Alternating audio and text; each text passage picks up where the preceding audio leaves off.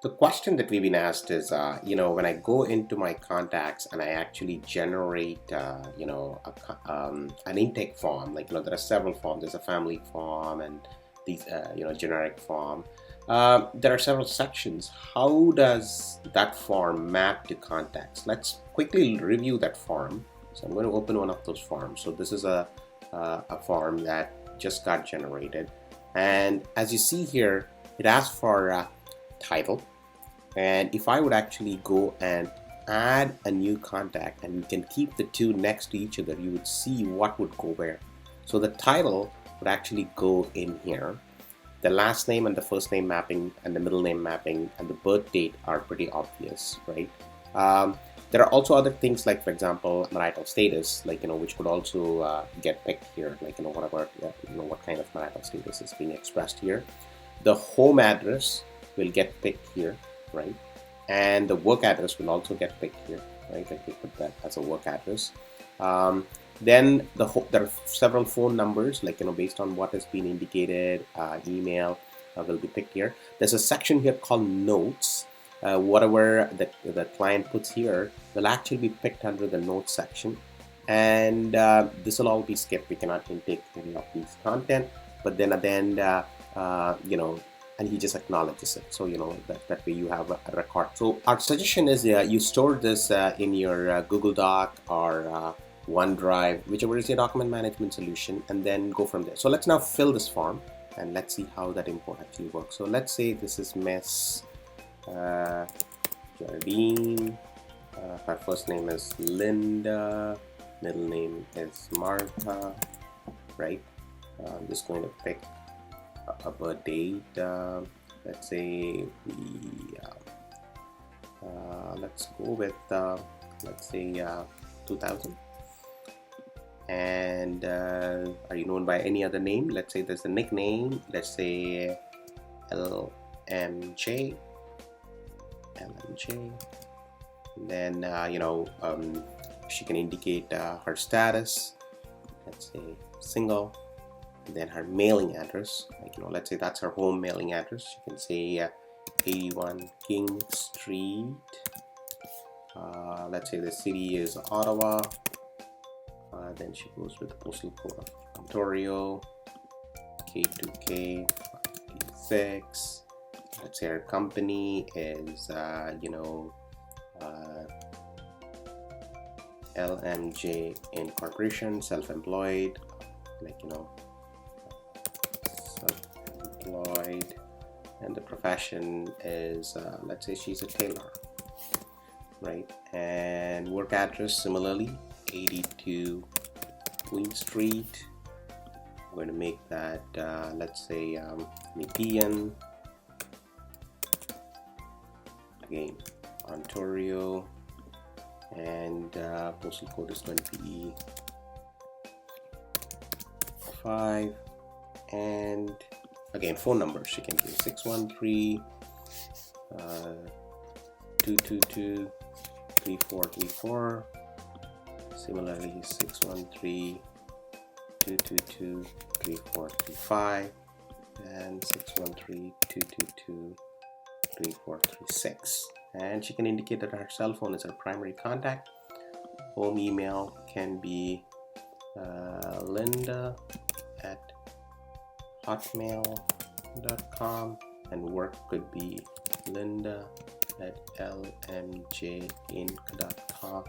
And this is where she would give a note. What is this about? Let's say this is she's having a small claims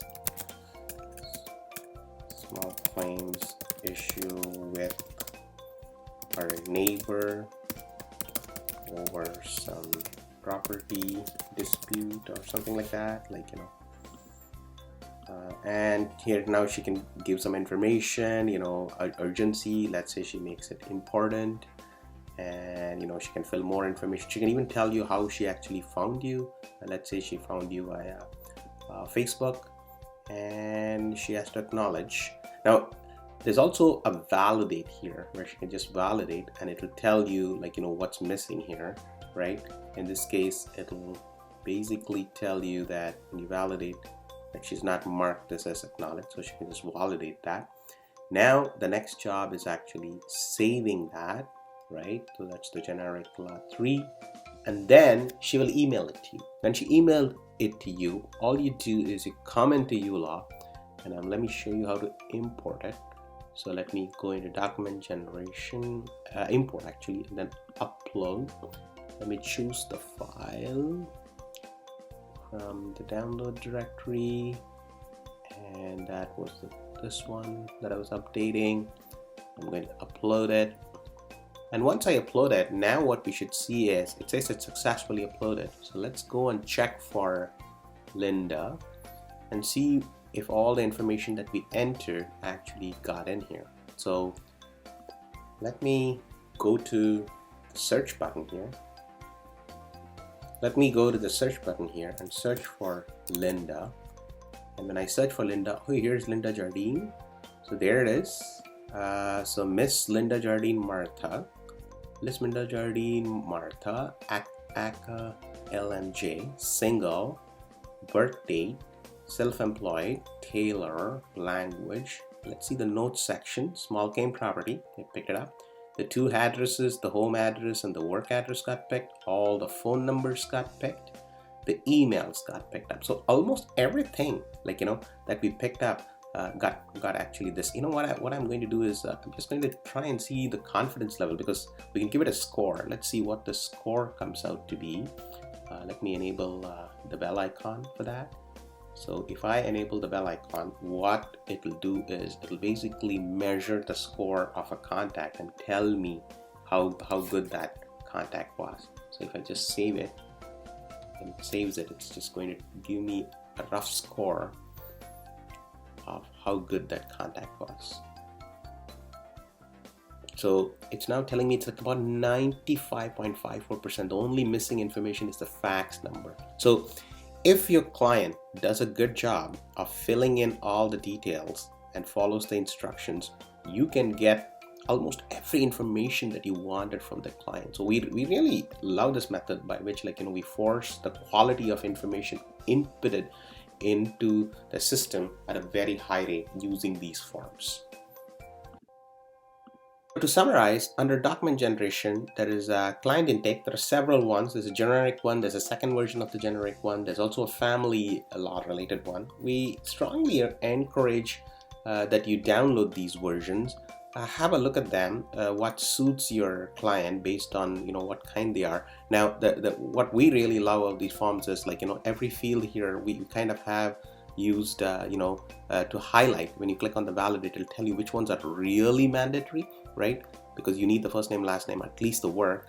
But the rest, if they fill all the information, what happens is the quality of input into the system is extremely high. And as you saw, the score gets better and better if they give you all the information. So that way, it's COVID-19 times, you want to contact them, you have all the information. You have their work address, their home address, you have all the phone numbers. So we have enough in these forms that you can raise your input quality to be very high, and also put the onus on the client to do a good job for you.